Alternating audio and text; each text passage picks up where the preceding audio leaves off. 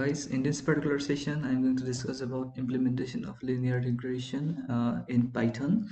So for implementing linear regression model in Python, we need to import two libraries that are pandas and numpy. So I have imported these two as pandas as pd and numpy as np.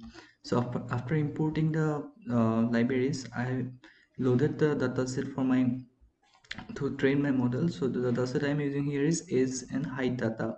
So here it contains two columns, basically age in months and height in centimeter. So these are the age and this is the height in centimeter.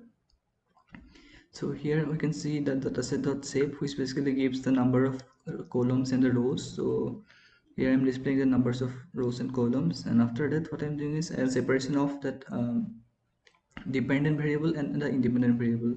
So here I am considering x as my independent variable and y as the dependent variable, like which we are going to predict.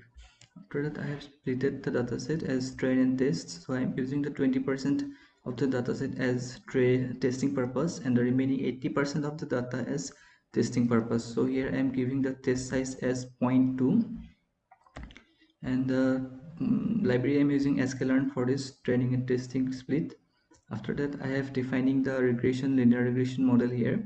So the library I'm using is sklearn.linear model for defining the model of linear regression. So after defining the model, I can use the model to train our data or to fit the model. So here I'm using the x train and y train for fitting the model. So by using this particular step I have fitted the model. So after fitting, I can see this is executed, and after that finally I'm predicting the values of y for the x test. So here you can see like prediction equal to model.predict x test. I'm giving the x test values to the model and it's predicting the value. So when I completely like define df equal to b, these are from actual values, actual equal to y test, and predicted equal to predictions.